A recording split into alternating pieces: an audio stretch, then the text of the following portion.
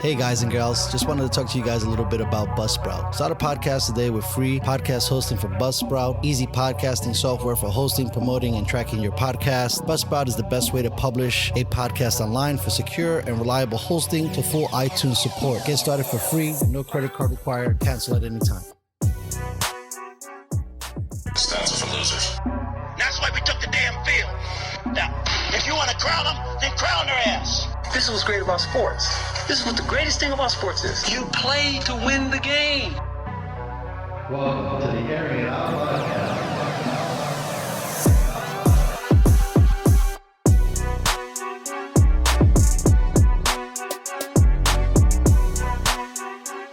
Hey guys, it's Dustin Marion here. I want to thank everybody for listening to all these episodes up until this point. I was really graced by Diane this week. She came through with a bunch of goodies, brought cider from City Works, also was able to bring by vodka from Portuguese Bend. These two companies are really fantastic. We really enjoyed these two different beverages. City Works cider is crisp and refreshing. The Portuguese Bend vodka is clean, has a real nice finish on it. It was absolutely fantastic. This is going to be a two-parter because this thing was so long of us just laughing and talking, looking at a lot of different current events and try to apply law to it. It was a great conversation. I want to thank Diane for coming on. Here's the show. I hope you enjoy it. Ladies and gentlemen, welcome back to the Airing It Out podcast. It's Dustin Marion, your host as always. I am blessed and honored to have a really good friend of mine on the show today, Diane Medina. Another one. Nice. From Medina Law, getting busy in the streets, helping people out, defending the world. What's up, girl? How are you doing? I'm doing amazing, really. Good. It's weird, but I am. I mean, it could also be the fact that we are enjoying this amazing cider and enjoyed, some of the cannabis from California. So I don't know. That's just me. But I know we were talking on fair because we're already getting juicy and getting comfortable. I want to start with this. Yes. I can't wait to hear your reaction. Was it or was it not a bitch move for that motherfucker to throw that goddamn mitt? All right, we're gonna go there. We have to. I waited all week. He's a young guy. He's coming in. He did really well this season. I understand the excitement. Thank you. That's why I love you, because you're going down this vein that I agree. I understand the excitement. I feel like because you're young, bro. Because you're young. Stay in your lane, bro. Don't oversell it. You weren't there in 2016, 2017, 2018 when Manny was on the team. Don't stop being stupid. He's basically the Dodgers' new Puig. He did. I like this context because I don't. Thank you, first of all, and we won't let too many people know, if any. But you gave me a chance to watch so much more baseball. And I miss it because not being able to work at the bar, that's usually my free ticket because I can watch all the games. I always like working at sports bars. So that's very good. I didn't think about that because I've been trying to follow the Dodgers more to kind of get an understanding of their roster. Sure. And so this guy, him being the new Puig. So that's actually a high regard to say he's like the new Puig in the building in the sense of, are you saying talent-wise? No, I'm saying attitude-wise. When we had Puig, I mean, we plucked him from Cuba. Right. So he was very, Right, he was from the block. Rough. He was raw. He was from the block. He was raw talent. Motherfuckers Yeah, absolutely. from the campo and shit, running around playing baseball in his fucking, no sneakers on and shit. And I feel like that fire that he brought to the game, it was excitement, but I think because he was young too, he didn't necessarily know how to process the importance of his job. And I know that sounds fucking stupid because we're talking about Major League Baseball where these guys get paid tons of money. But I think that whole attitude of that becomes unsportsmanlike.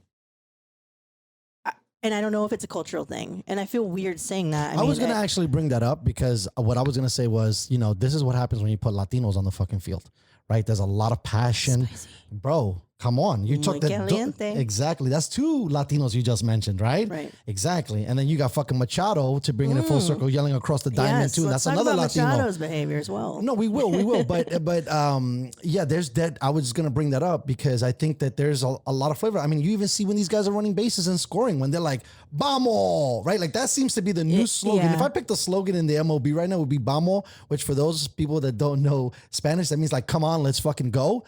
And everybody, I think I'm hearing like the white boys saying it now when they're going into the dugout. Well, So that's what I'm saying. There's a lot of. I mean, when they get like a base hit or a double or something, you see them swinging their arms and making gestures into the dugout, like but their own dugout, like they're not directing it at the other team. Yeah, it's like let's go, rallies on, baby. I'm on base. Get your fucking ass on base too with me. Let's score all the points. Yeah. I get that, and so that's the thing. I think that. In a lot of ways, that's a slippery slope, right? Where you're getting all this great passion, but if they're a little nutty, then it turns crazy like motherfuckers. I mean, Yasiel Puig is a real sad story to me because I thought that dude was the next Bo Jackson, and I can't believe 100% he could have been. He just, couldn't figure out how to hit off-speed stuff, and by the time he figured out how to hit off-speed stuff, he was already crazy as shit. Well, and I think you see it through the years that he was with the team. You see the evolution of his at-bats, because I think it was when we made it to the World Series of first year in 2017, I think over that year you saw how patient he got at the plate. He did. That's what I'm saying. It became a thing where he started to figure it out. And I feel like that, that's the problem with young players, is that they're so impatient because they want to be perfect. But that's why I think, like, because I was watching, I forget the gentleman's name, but there's this like great journeyman that's on the Padres right now who really helped them develop their pitching talent, especially because it's so young and it's so diverse in the sense of like not all these guys are good. It's so diverse because they have so many pitchers they play in a game. Facts. Like 19, they made a record the other day for, I think, putting 7 or 9. But what I was saying was that's coaching.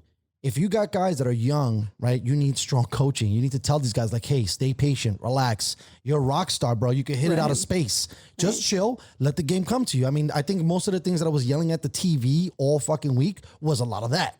Relax. Yeah. Why are you overdoing it? You know what? You just looked at the map of what this guy throws you. You're the animal. Chill. He's got to work. And I think Tatis fell into that thing. We're a little bit all over the place, but we're going to stay on this for a minute. But that's what I seen in Tatis when you're talking about young players. He was doing too much. Chill, bro. Why are you swinging at junk? Relax. Even if I'd rather take it, I started thinking about it. I'd rather take a guy who watched the pitch, because the next time that pitch comes, as a strikeout, I mean, he's going to hit that shit. It's going to be gone. Yeah. Versus you swinging at fucking everything or swinging at pitches that are not good. Like if you have an idea that it's going to go below your knees, don't try it. Like that fucking Cody Bellinger fucking home run, that was ridiculous. You don't teach that. That motherfucker went down in the zone to hit that shit. He does that a lot. It's funny. Like there are a lot of batters who like to go golfing. That's what I used to call it. They go golf because they have that uppercut swing. That deep, deep low swing that'll get the junk. But not everybody could do that. And as lucky, because you have to have a little bit of luck. Sure. As lucky as it was for that motherfucker to catch that Tatis home run, he was lucky to hit that home run, right? Because if we're doing baseball numbers, out of 10 times, you're not going to do that more than 3. There's no way. Like that was such a difficult home run for him to hit. Right. He got so low, right? Like in the trajectory of that shit that I'm thinking a guy like Tatis, I'm like, I don't want you to do that. Chill. I want you to relax. Let the game come to you. Like obviously Bellinger's, if I wasn't mistaken, I had last night, Emmanuel Lower, the MLB enthusiast, and he said that he was the NL MVP. Was it last year or no? Well, correct. He was MVP of the whole National League? The National League. No, just the National, right? Yeah, because I think they separate it. I don't think they pick one guy to represent both parties. Right, you're right. So, yes, he was National League MVP last year. So the National MVP could take a knee. And I just want to go go on record and say that I called that in April on my Facebook. That's good. And revisited it this past April when we were all on lockdown and baseball went away. And you were able to, because MLB did a really smart thing by showing a lot of guys playing and a lot of the replays of last season, which was, you got to see him more. But that's what I'm saying. Okay, so back to the argument. You got a potential MVP in Tatis, and then we're gonna go back. I'm gonna relay all the way back. And Bellinger. So what I was saying was that when you're dealing with players like Puig, and when you're dealing with that pitcher, and you're dealing with a Tatis, especially when you're dealing with batters, I think batters mentally are more dangerous because they get their feelings hurt, right? Like if you strike out, it's gonna stay with you. Pitchers are a little bit different because they get jacked down all the time, meaning like people hit home runs off of you. Right. If you don't have the mindset to stay in the game, you're not going to be a good pitcher. right? So it's a little different because you're on the mound all the time. You only got to bat Right. 4 times if we're killing it, right? Right, Like if right. the lineup went around, I just did it 4 times. I'm chilling. The pitcher went up there for 7 innings. Yeah. Right? He faced a lot of motherfuckers. Yeah.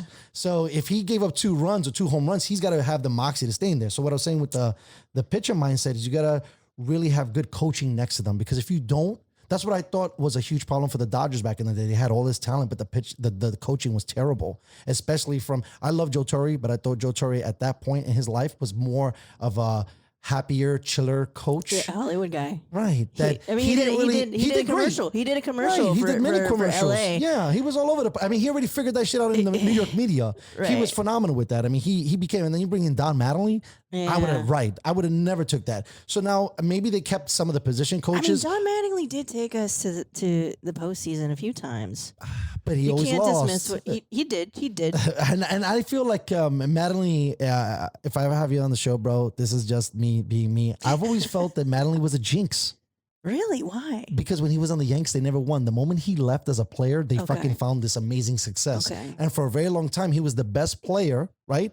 On the worst team as a Yankee. Now you might not remember this because this is more. No, this is back in the New York- 80s. Like yeah, This is early more. 80s, This right? is more in like New York Bronx lore. Yeah. But he was a rock star. The problem was there was 8 other guys who sucked, right? So he, so for him it was a thing. But I used to watch him. It was great. He did all this magic, but he could never get them over the hump. And then they found Derek Jeter, and Derek Jeter changed everything. It's like they found Michael Right. Jordan, and Michael Jordan, and then after they found Michael, they found Right. Scotty, and our Scotty, you could argue, would have been the closer. Hor- Not Jorge Posada, Mariano Rivera, Yeah. right? The greatest. I mean, without Rivera and without Jeter, they probably don't have the same amount of success, I agree with that. right? So I agree with that. it So could've let's just go had- back. Yeah, to, we'll go back. We'll back. So, homeboy is obviously not getting coached because they're letting the Latino go crazy.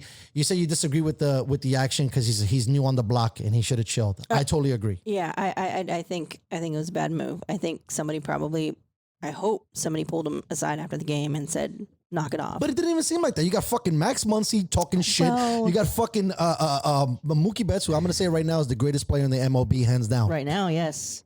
Last year, the year before, the guy since he's think come on the so? scene, yes, I like him and I get it and everything. I know everybody loves this kid. He's better than the Angel.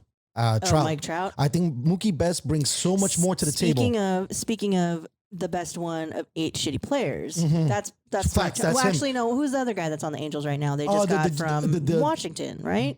Yeah. Was it the former Met first baseman, or I is don't it? remember. Yeah. I forget I'm too. sorry, I don't pay No. too much attention to Angel baseball. Sorry, No, I Angel know. fans. No. I got to step my game up because, as I continue to progress in this level, I know I'm really excited about their Japanese player. I know they have Pujols. The Japanese player, for whatever reason, he's great Dude, because he's a is switch it hitter and a Pujols? pitcher. Yeah, he's like 90. Pujols, like, I was just gonna say he's like 60 now. He's like fucking 90. They wheel he him was- out. he They was wheel him playing- out to he was- the batter's box, and then he stands up and he hits a home run, and then they put him back in the chair. Bro. And they He They reel him has back been into the playing the game since I was in law school in 2004, and he was playing the game back then. he was like he's- a rook back then. Was he a rookie? Like, he was in his No, early he had come years. from the Cards. He was on the Cards for how many years? You're telling me in 90, there was no way Oh, in wait, 94. no, maybe he was yeah, with the Cards. Correct. He There's was with no the way Cards in in 94.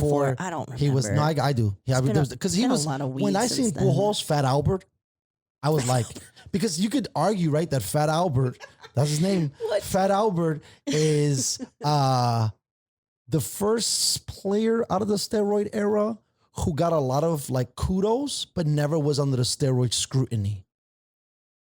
Okay, and you mean Bonds, McGuire, Right, all those guys, Palmeiro, Jose Canseco, Yeah. Alex Rodriguez, Manny Ramirez, David Ortiz. I'll okay. drop all the fucking names that tested under that shit as Sosa. positive. Sosa. Sosa. But Sosa apparently, I guess, the argument for Sosa was that he was fucking with weird bats. He has a cork bat. That's right. So The maybe cork bat. he didn't need juice. Maybe He had not. a funny bat. He had a funny bat that hit everything. Yeah. Right, okay. but he could have been on juice and the bat. He would have been. That's probably why he was a beast Unstoppable. Unstoppable. That would just be fun though, wouldn't it? Bro, this is why. So I forget who I was with, and they like looked at me really quickly. I think it was like a former athlete, and I was like, "Just put everybody on juice." And he was like, and I'm like, "Bro, I'm not listen, down with that. I know a lot. I know a lot of people who say the same thing, and I don't know. I feel like Listen, when my biggest thing is I cry when they get injured, right? So a lot of those dudes, by the way, do take steroids after injuries because they have to use speedy recoveries and certain things, of right? course. And so apparently in the fact of rehab, it's legal, but as soon as you're back, You go to regular? No, that sounds stupid. I don't. And these guys are good, especially in the NFL is the argument. Maybe baseball's a little bit different, but in the NFL, they shoot you up with all kind of shit. If any league needs fucking juice, it's fucking the NFL. That's a full contact sport. It's completely different. For baseball, baseball is, you just need to down. have the strength, right? The natural strength and the accuracy and the precision to hit a ball 400 however many feet in your stadium. And if you need drugs to do that, then you're not special. And I don't know. It's a really interesting hole to go down because I thought about it, right? So like Alex Rodriguez allegedly was already juicing in high school. So now what if the whole entire like culture of baseball is juice, right? Like Barry Bonds was getting bagged up for like barbituraries like early on in his career, right? Like they needed uppers and shit like that because 162 sounds like abuse. So you could also argue that 16 games is hard, right? Because it's full contact. I could also argue that 162 is full contact because for you to run and jump every fucking day, you play back-to-backs and some of these motherfuckers playing scorching ass sun heat and then they're fucking going to the club at night. Like, I'm like, bro, I need a little something in the morning. Those fucking Coke lines really hit me. Where's that motherfucking IV? I need that coconut water. No. I respectfully disagree. Respectfully. Okay. But let's get back to the Padres. Because I really have some things to say about, I want to go. This series. Fire the coach? No. I mean, it's his first year. It's not bad for a first year coach, right? Because they just got him. I know. I mean, it's 60 games, but whatever. Right. That's my argument. Here's my observation during the series is that once the Dodgers kind of pulled into the lead, because most of the first two games we came and tied it up from the back. They were actually trailing if you did like math for a good portion of a lot of innings, right? Yeah. Because it was always like 1-0 Padres, right? Game one and game two. 1-0, yeah. Right? But then once they started knocking, they couldn't stop them. And the problem is, I feel like, and maybe it's because the Padres are so young right now, so they don't. 100%. I mean, with the exception of Hosmer. I was just going to say that because you have to make an argument for those two guys too, right? I signed you fuckers as vets. Where you guys at? Especially Hosmer. You won a World Series title. You won a World Series title. And, Machado, I didn't mean to interrupt you, but I definitely got a lot to say on this because they are very young, like we were saying. So they have a very young team, and I feel like the downfall of that is they don't have any cheerleaders in the dugout. And that's really important, I think, for team morale. And I feel like having been a diehard Dodger fan for so long and watching Clayton Kershaw in that dugout rile his team up, get them, focused and cheering them on, clapping like Jason Garrett in the dugout, when they're down.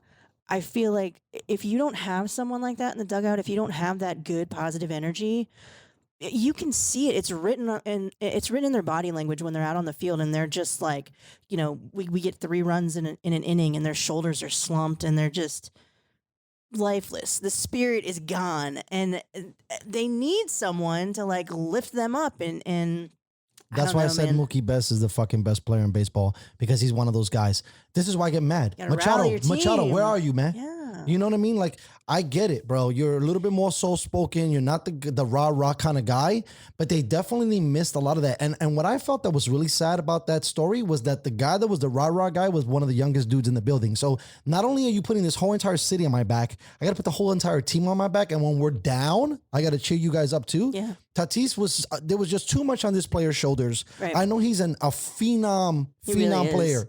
If they don't pay him next year, they have to, though. They have to. There's no, I think the way, but the thing is, this is the argument, right? Do you pay him for 10 years? Now, you could do a Patty Mahomes kind of deal, but in baseball it's different, right? Because there's so many games, and we've really seen, you could probably do the analytics on it. Most of those guys are injured for a long portion of those contracts, and now that seems to be the standard. And with a guy like Tatis, I mean, I think they just signed fucking Mookie Betts for 10 years, right? Same shit. He was 12. See what I'm saying? 400 million now? The fuck? So that's a crazy commitment to me as an organization. Is this player going to continue to go like this? Now, I say from a Padres perspective, if I'm the GM, you got to roll the dice and you have to say yes, only because You found the diamond in the rough. The chances of that happening could be 1 in a million. Polish you don't that wanna, motherfucker. Right. You don't want to be an asshole and then be like, wow, he had, because that used to be the Padres narrative for a long time. How many players have they had and have went other places and have seen success? Yeah. A lot. Adrian Gonzalez, perfect Bro, example. Came Jake to LA. Peavy. You know, they've had dude. When the Padres had Peavy, Dodgers could not hit. Bro, that guy was They a could not beast. I used to hit the play a video Padres. game, okay, with the San Diego Padres. That's how I found out about the Padres, okay, because of Jake Peavy. I was unhittable. Like his speed and the way they Yeah. built that character in that game was the same cheat code in real life. Like he was legit. Couldn't do shit here. Moment he leaves, World Series ring. Right? So they don't want to catch themselves in that. The questions are now this. Do we keep Hosmer? Do we keep Machado? Because now if you're talking about polishing that gem, I don't know if these are the fucking washcloths and rags that I'm going to be polishing him up with. Because I like Machado. Right? I think that the bringing it back a little bit, him yelling across the fucking diamond, whether that kid did that shit, and like I said, I didn't agree with it for a bunch of other reasons, but I thought it was like, yes, okay, finally, you're the leader, bro. You make the most money on the fucking team. You're the fucking G. You could make an argument that you are a perennial all-star too. I mean, right now you're in the NL MVP discussion based on 60 games just with Tatis as well. So it's like, dude, I mean, I thought, what was it, game 2 showed me all of that. He took the walk. Fucking Hosmer struck out. I'm like, you're a bum, bro. You can't do that. It's on the line. Like, he yelled and he still showed up. So I like that about Manny, but I think Manny is more introverted. And I think that they might need someone more like on the field. I'm saying, like, when we're down, we're like, you're smacking ass and we're like, yo, let's go. Like Tom Brady, even though he lost this game, he was losing his fucking mind on the sidelines yesterday, okay? Let's fucking go. And that's what I'm saying. It was wonderful to watch. Right. And Manny would never do shit like that. I was hyped when he jumped over the fence and he did a little bit, but Manny, they're very humdrum kind of players there, right? And then you got to put it on Hosmer, and usually the white boys don't have all the flavor, but apparently he's not 100% white because Tabitha became obsessed. He's part Latino, right? Her and I were talking about him last night. I know. She thinks he's hot. I don't know if Eric Hosmer listens to this podcast, but this dude has fucking crazy eyes. He looks like a serial killer. There's definitely bodies buried in his backyard. He scares me every time he comes up to bat. You think so? He's scary looking. No, I get that part, but to the bat part, because I don't think he's that dynamic at the plate. No, but he slapped a home run in that series. But sure, but that could have also been like, to me. You know who I think is a bigger disappointment is Will Meyer. Myers. Okay, yes, Will Myers, yes. Yeah. So now let me say this. Okay, let me say another reason why I would have fired the coach, or he'd be on the hot seat from the jump. Why did you not change up that lineup once? Not one time. Not once. Was it the same lineup? I didn't even notice. Yeah, so we got to look at this, right? Because again, I play Major League Baseball at stick, so I have to match up. That's what baseball is. Baseball is, I got to look at your pitcher and say, okay, he's terrible against lefties. You know what? The first 3 batters are all going to be fucking lefties now.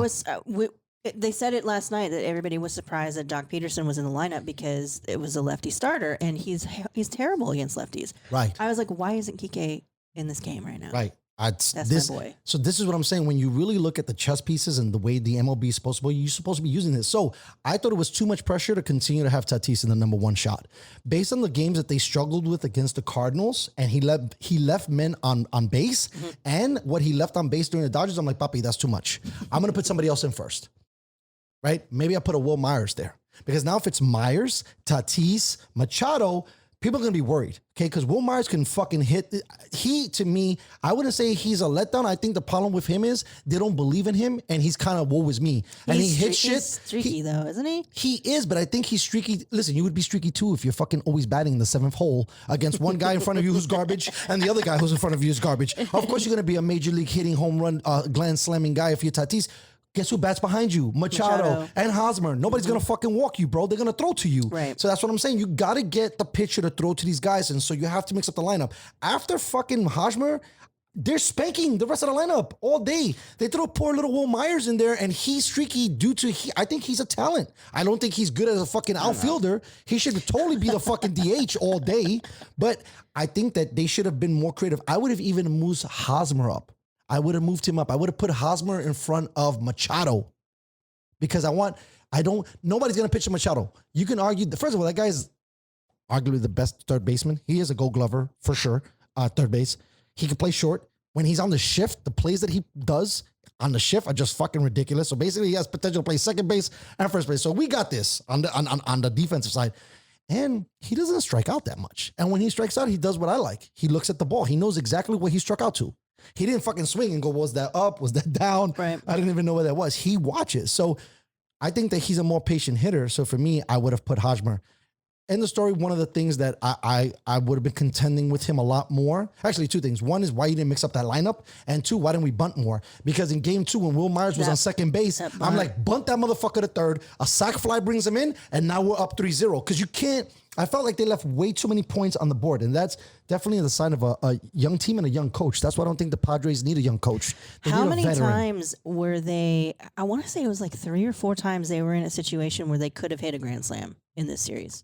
Multiple times. At least two. At least 3. I'm pretty sure it was at least 3. They had I'm also counting though if someone comes up and they get out, Okay, there's still that chance. Yeah. So Well, okay, yeah. If you're saying like that, sorry, yes, that's actually more than more than that. Opportunities. If there was dudes on deck, facts. Because that game 2, they should have won. Hodgman should have took the walk. Yes. That fucking pussy was gonna throw him a ball, and you try to do some Cody Bellinger shit. You're not the NL MVP, and that's what I'm saying when it comes to batting, discipline, watching the ball, playing the game. Don't swing at the fucking junk, bro. I would have took that out if he would have went in the. He was throwing it in the dirt the whole goddamn time. I'd have been like, Machado. What Machado did? Yeah, take it. I'm out. He watched the whole fucking sequence on that dude. That dude was trash. He's patient. And Tatis almost fucked it up because he was 0-2 to start that at bat and had to battle to get to 3-2 and get walked. And I'm like, dude, you guys got to stop swinging. And then there was another thing that I didn't like too. So now the Yankees do this. You're not the Yankees. So the Yankees have an approach that we're going to swing at your first pitch no matter what all the time. Why? Because it's probably your best pitch. Because the reason, if you start doing the analytics on baseball, right? So these guys want to get ahead in the counts. So they're not throwing junk right out the gate. So they're, boom, fastball, strike. So now it's one. All I need is two more. So a lot of those guys, because they know that, they swing at that. And so if I swing on an 0-1 fastball, that's gone. That's gone. Now the difference between the Padres and the Yankees is the Yankees might be, using different vitamins.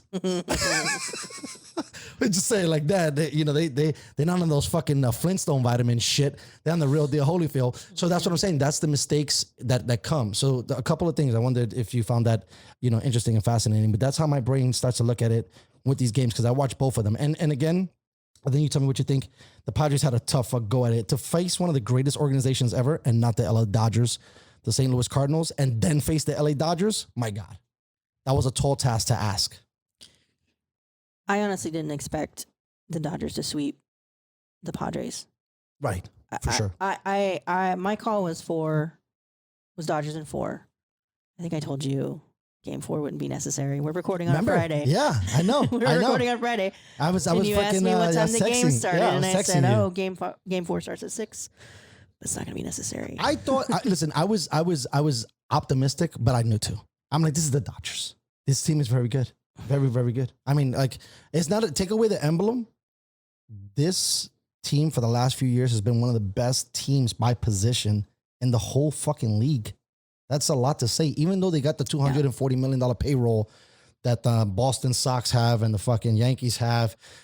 I don't know if San Francisco, they probably have it, but they don't flex it as much. But I would say that those are the 3 markets that spend heavy, 250 plus. Sure. And the thing is, the fascinating thing that I find is the Dodgers don't have anybody really, like they have a high payroll, right? But I think a lot of it is owed to Kershaw because Cody Bellinger, that motherfucker ain't making that much money. Max Muncy's not making that much motherfucking money. Your boy Kike is not making jack shit, right? Like, so when you start going position by position, you're like, fuck, where's that bread at? If you guys are the top, now they give a lot to Mookie. We could still be paying for Kemp too. Ooh, I forget about that, right? Because they're all guaranteed contracts. Yes, you might be right. I mean, Bobby Bonilla, I think is the most famous person of all time. He still collects a check from the Mets. Like, that's how much money you owe me. Was he with the Pirates after the Mets? Oh, he was with a lot of teams. He was a very famous guy. Yeah. He had been around a little bit, but he made like the most craziest deal and never played it and still gets money from it. It's so funny. Like, I know all these old players. When I was I think I was a second grader. Yeah, my second grade teacher, Mr. Black, when we would turn in our assignments, he would staple a baseball card to like that's ones so that were adorable. good. So that got me into baseball cards. Nice. And that really, and I was already a Dodger fan because just by virtue of a birthright. But he got me into baseball cards. So I know all about the 80s players. There's 7 or 8. Well, that was when baseball cards were fucking the shit, bro. Mike Schmidt, right? And Nolan Ryan. I remember Nolan. Yeah. Jim Abbott. Right. Will Clark. Jim Abbott was such a trip. So was Will Clark. The one-armed Yeah, pitcher. He was right? a pitcher, Is that wild? bro. He was a literally pitcher. put the, you know how people wear clutches, the girls? Yeah. Right? He would literally put the glove under like a Yep. clutch, throw, get the glove back, catch Slide it on. Yo, that's insane. Yeah. No one, we've never, good for him. That guy is a G. He used to play for the Yankees. I think he used to play for the Angels too. Angels, yeah. But he won a World Series with the Yankees as well because they would. Yeah. That's so funny. Well, you know. This is the only reason because I see these guys in pictures. Like Correct. I know who And they you are, remember them. and I remember like a photographic memory tells me what uniform they were wearing in their Right. photo. Yeah. So when you talk about all these old players, like, well, yeah, I know that, but I don't know their Correct, stats. correct, I'm not like yeah. like super I encyclopedia didn't mean about to. stats. I didn't mean to. It just happened by accident, only because I felt like I needed to be more dynamic as a Yankee fan. Okay. Because Yeah. it's not fair to know only your And team. like the you're right. No, you're You know what I absolutely mean? Like right. you gotta get, if absolutely you're right. gonna argue, right? You can't be You're like absolutely talking right. shit and then it's like, bro, you don't know nobody on the team. Shut up. Well, it's so funny. So rivals. Speaking of rivals, so when you asked me last show if I was worried about San Diego, and I was explaining to you like they've been in the basement of the Western Division for so long that they're not really a threat. But Right. if we talk about the fucking Giants, I fucking hate the Giants. Right. Well, that's another classy fucking organization, right? Like they do it. And I have friends. My best friend, as a matter of fact, who's a Giants fan. And Your it's roommate? just no. I was gonna say because that's gotta be hard to live with. My best friend from high school. Thank God. I mean, Tabitha hates the Yankees, but I let it go. She says she tries not to give you too much shit about it. Yeah. Because I'm like, I'm gonna strangle somebody. You know what I mean? Yeah. Because baseball gets me really angry. It's weird. I'm ready to stab motherfuckers in the parking lot. I'm like, what you said about that guy? You don't know that guy. Oh my god! You ever seen The So Fan funny. with Wesley Snipes and Robert De Niro? No, I You haven't gotta seen watch that I haven't movie. seen that movie. I'm very much like Robert De Niro's character, you Okay. know, like, but it's only because when you're saying your teacher stapling baseball cards to your papers, I think like baseball was like a great sport in the sense of like love and passion. First, for a lot of us back in the day, before like fun. basketball, because basketball really didn't. I mean, I'm not saying that basketball wasn't awesome at that time, but like baseball, there was something about baseball in the 80s and in the 90s that was just like don't everybody was in know. love. Everybody was in love. I mean, it was like the greatest. The Dodgers won the World Series when I was 8 I years know. old. Listen, so did I was the 8 Mets. years old when that. So and did I was the Mets. and I was 8 years old when I was in second grade when Mr. Black was giving me out those those things, cards. yeah. So that I mean, I Right. think that Well, just they did a great job at my that time. Awareness kind of triggered 100%. baseball, which makes Well, me I love think that baseball. makes sense too, right? You're in a major market. I think that's why it makes Right. me a fan too. I think if you're in West Bumblefuck, you don't give a fuck. If you're but, in Kansas right. City, are you really following the cards? Like you might be. I don't know. No, but you're following the Royals, and the Royals are never the good, Royals. right? So then you Let's definitely go get that, Royals. right? But they won a World Series with Hosmer, Yeah. so you know that's Yeah. Moneyball is a real thing. But yeah, no, I think that's profound because when you're from a major city, it sparks it. Like so for me, Right. The Yankees weren't winning, but they were the Yankees. So now it turns the radars on, right? I mean, the Yankees didn't win shit in the 80s, but the Mets won one, and it was against the Boston Red Sox, and that was enough. I'm sure Tinseltown was going crazy. I don't remember it that much. All I remember so much from me is I remember my granddad watching Mets games all the time, and me not understanding balls and strikes, so I was bored. And I was like, I don't want to fuck with this. But friends fucking with the cards, and I found statistics awesome. Yeah. In a weird way. I never paid attention to the statistics Because It was all everybody cared the about batting photo. average. Well, I guess that's interesting It when was you about look at that. It was about the photo, picture. and usually the photo had the position they played on the front as well. It has a lot of information. Yeah. Some cards would be like all-star and then the name and then the team logo and the position, right? So that gave you a lot of data. You don't even have to turn it around. Right. Right. Well, because I actually had like the sleeves. the sleeves for the cards. Yeah. I was a big baseball card junkie. It was fun. So They're- I was going to they're say, in I a was going to argue, was storage it facility Tops? somewhere right Was now. it Tops? Was it Upper Deck? All of them. It was all of them. I forget. I think those are the only two that I remember. I think there was like a couple more, but those were like the two popular. Like Tops Yeah. in the 80s was huge. And like then- they were and then- fucking up baseball cards in a good way. And then you would want to get like Frosted Flakes one week Right, because right. they'd have What baseball a great, cards what in a there. great concept from all those fucking cereal companies, right? Like that mail-in What order. happened to cereal box toys? Because of Amazon, They don't fucked get 'em it. Yeah, they don't anymore. care. They don't care about you. They're They like, have stuff on the back of the box, and that's right, you it gotta mail now. it in. Yeah, or Oh, even God, that. mailing shit Yeah, in. no, right. Yeah, no. Yeah, I remember that shit. I remember just getting a shitty bag of fucking cereal just to get the toy that I Just to wanted. get the toy, Yeah, Just they to don't get the do- baseball card, just to get the. Well, I gotta say, the marketing departments were much more clever back then. I don't know if you watch Netflix. You told me about the Netflix movie or the thing to Social watch. Dilemma. It was phenomenal. Watched Yeah. it. I'm gonna recommend to you that you watch the Netflix doc called "Toys That Made Us," and I it's about. think I think I've seen that. Okay, it's like 8 or 9 episodes. Yeah. And they talk about like, He-Man when they first fucking came out and Barbie when they first came out and their whole like lineage of like from the beginning to the end and G.I. Joe and all these other things. And watching all of that stuff, you really got to see that. Nostalgic. You get not only nostalgic that, you got to see that these guys were like on the cutting edge, right? So like, for example, like Stan Lee had gay characters early on, but nobody pays attention to that shit because no one remembers that, right? So they were innovative. So what I'm trying to make the correlation with is back then the cereal people were trying to get you to buy their cereal. So to put a toy in there, it got people, got sales. Now they're like, motherfucker, get the Frosted Flakes or not. We don't give a fuck. Okay, we made billions. Now it's just Cocoa Pebbles. Yeah, well, that's they get soggy too quick. I wanted to see where we can come back to the baseball thing. I put some funny things here. So since we're getting like so hyped, I want to check more of your brain. Boy. Did you watch both one or none of the VP debate and the president debate? Oh God, are we gonna go there? Well, I just curious because I feel like because you're the law misses, right? Some of this stuff is practical to fucking real day life. I don't want to alienate half your audience though. No, we don't got to go too heavy. We don't got to go too heavy. I mean, I let's see. Did you first of all answer that one? Did you see any of them? I watched the presidential debate. I listened to about, because I was on my way to the bar, I listened to about the first 5 to 10 minutes of the VP debate. That one seemed more organized. Like they were very much cordial to each other. They were definitely cordial to each other, but there was still a lot of interrupting. For sure. But I guess that's what those men.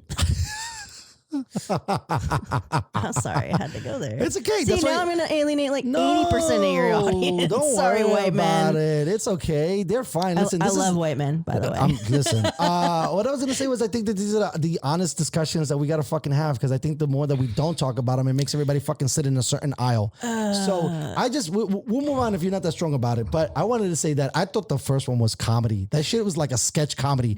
Those two motherfuckers had me laughing so much. It was like a SNL. It was show. Okay, no, you're worse. right. You're right. It was so funny. You're right that it but it's so fucking sad for the country. It's bro. okay. Listen, it's first so of all, sad you're for the fucking country. delusional if you don't think that this country's sad right now. It's so to so watch sad. the two comedians up there, I was like, thank you. Give me dinner and a show, motherfucker. Because that's what I want. You can take my taxes, fucker. Give me some Broadway shit, bitch. I don't want to see don't be lying. Tell these motherfuckers to keep talking over each other. Have fucking like a Neuralink. Did you see the Neuralink he had in his fucking head? He had some tag, some tape or something. I don't know what the fuck Trump the cyborg Trump showed up because he already had COVID. He So already his, had COVID, his doppelganger showed up and shit and couldn't keep talking. And then poor Joe, I mean, not that I'm a fan of any of these two cats, but this was, you know what I thought I was watching?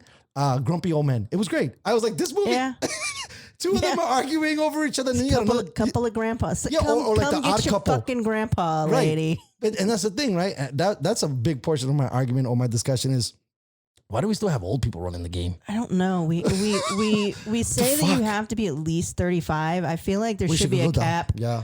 There should be a cap. If you have to take a driving test because you're too old to drive, you're definitely too old to be president. Listen, I forget what the numbers were, but these guys are pushing 70.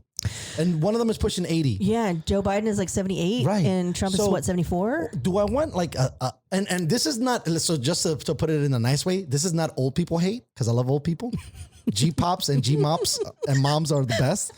But what I want to say is that oh my God. You're telling me that we're gonna have somebody who's at a hundo running this shit? Like, isn't your like we all watch Benjamin Button? Your shit goes backwards, right? In both ways. You could say he was an old person that turned young and then went back the other way, or a baby that went the opposite way. You start losing shit, and I don't think. I mean, that's a lot of pressure, right? So if we brought it back to like baseball. I don't want a player over 40. Albert Pujols. Right. Facts. Right. And if you had the Albert Pujols of presidency, you're cool with it, but you know it's gonna go any day. Right? Like you're not waiting for that hip to break. Yeah, it's not like you're like, fuck, we got 4 more years of goodness. Like we're like, fuck, he was only in his second year and we're done, and now the country's into full chaos because the VP was terrible. Right? And so that's what I'm saying. So now it's like for me, I automatically think I'm like, so is this like a weird undercard? Where it's like, it's really Kamala Harris versus Donald Trump, right? Because we got the 80-year-old I mean, I don't know how good his health is. He said he's going to keep releasing, his COVID stuff, which COVID has nothing to do with your fucking health. But it's like, dude, are you going to show me all your other medical documents? Like, are you getting your blood pressure? You're getting your cognizant tests. Are you doing eye tests? Like, where you at? Because you're going to be in charge of a lot of shit. Right. This country is really fucked. It's going to take a lot. Like, they should have like 2 presidents and 2 VPs because this is just too much stuff. It's too much stuff. They need Co-presidents. They need to a lot of things need to happen. Y'all motherfuckers are trying to diversify too much. It's just, it's out of control. I mean, we don't even know where we're at. I mean, we still got some disease. I don't remember which comedian it was that had the bit about being president should be like jury duty.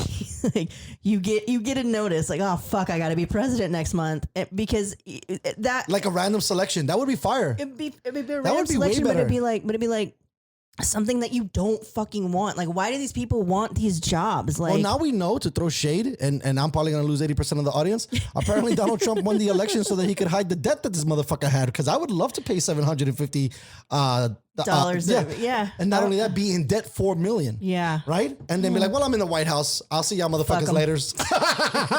He pulled a Puig. Fucking Puig came to fucking to America and then told the people that brought him over, fuck you, I just signed a $20 million contract. I ain't fucking with y'all. Yep. Bye. Man, I got some credit card debt. Maybe I should run for office. No kidding. Is that the way they do it? Like, this is what I'm trying to do. Is this the blueprint? Like, if I'm reading the tea leaves, this is how you're telling me how to fucking, like, if this is the way we run the country, right? Which is my same argument for why we shouldn't be fucking mad that he paid that in taxes. This is how it's built, son. Right. So either, I always said, you can't beat them, join them. Now, that's not saying that, Can't always join them, though. No, listen, not saying that you're going to be, taking up all their mantles, but bro, if they show you a way of leverage, you should take a little bit of that shit because it's not fair that you're going to be the honest guy where every other fucking crook in this country is coming up. As long as it's not like morally fucked up and not too illegal, right? Because also remember, if you're cutting edge, what do you consider too illegal? Like, so if you're cutting edge and there's no laws, you could be considered illegal. So like, there's a wiggle space in a world, right? Because that's when it becomes illegal. Like, hold on, this motherfucker did all of this. Well, when they finally figure out, okay, we need laws to keep up with the technology, and that's the problem with. I mean, I love this country. I love the what it was founded on, but there comes a point where technology is moving so quickly that it takes decades for the laws to catch up with how quickly the technology is moving now. You know what I mean? So we have to create legislation to address the issues.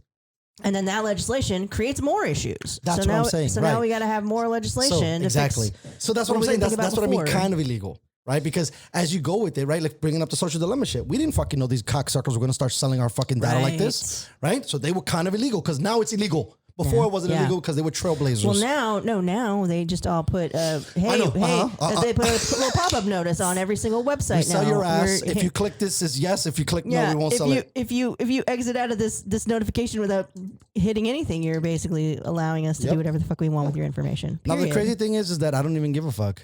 You know why? Because at this point, you got all my shit. So what's the point of me now closing the box, fucker? You got everything. I'm not going to change. I'm already me. You got all the data. Right? Like if it was an 8-year-old and he's on this shit now, he's like, yeah, I'm going to close this because the next 20 years, they're not going to have information on me. The digital footprint is definitely, it's weird, man. Mm-hmm. It's weird. It's crazy that. Because it's gonna outlast us. Right. It's for here forever. Yeah. It's here forever. I kind of like it in a weird way, right? Because it's a way to catalog your legacy. Like this is your autobiography, your Facebook, your Twitter, your Instagram. This is like the catalog of your like you leave something timeline. behind. This is your timeline. Yeah, you know, that's kind of cool. It's weird to think about though because it is weird. I don't know. I have a friend that passed away recently, and she every picture that she ever posted was filtered, and it was like. Why you didn't even show me the real you? Basically, you don't kind of look like that. Like, and this is the legacy that she left behind for her kids. It's like they're not gonna. They don't remember you like that. That's not how they saw you. Right. You know, they're just. That's tough. You know, I was reading this thing on Twitter because there was a discussion on the great thing that's called Twitter, and it was saying on how like I love Twitter. By the way. I'm a junkie for it lately. The fact that women change their profile pic a lot, right, and then guys don't. right? So like a guy will take one good pic, we got it, it's done, it's over, but there's no filter on it, right? Yeah. And so when you think about women, especially in this age of photographic technology, because no one would have ever thought that someone would give two fucks about the photo you took. Like if you told somebody in the 80s and I would show some random, like the most photo you had, your IG was you opening up your leather wallet and showing them your family pictures, and that was it. Yes. Right? And some people, you look at those pictures and you're like, get the fuck out of here, bro.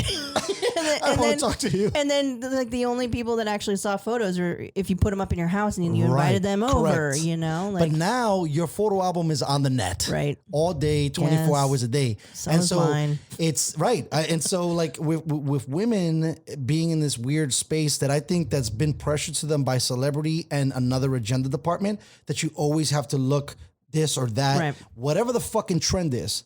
And that's how you got to do it. You know, if it's fucking duck lips, we're in. If it's this filter, we're fucking in. If it's being so not thin, that girl, though. we're you in. Know if me. it's not, I'm I know, so yeah, not that that's girl. why I like you. I think my Twitter profile picture is the same picture it's been since 2014. It looks good though. I like it. It's seductive. It's seductive. It's got this whole like looking up kind of deal. I was in this apartment in Bakersfield, and it had a really great where my closet was. It was like completely white, so it was like a perfect background. It was awesome. Yeah. No, the photo came on fire. I was like, that's why when you first followed me, I was like, damn, who's this? And then I was like, oh shit, this is great. I love it. And so it sucks that person, you know, whatever the timeline that they left wasn't more it's of fake. them. Yeah. It's fake news. Right. Well, that's where we're at, babe. I know. And I like it. See, as a photography enthusiast, I want all the raw stuff. I just bought a new. I just bought a new camera. What you get?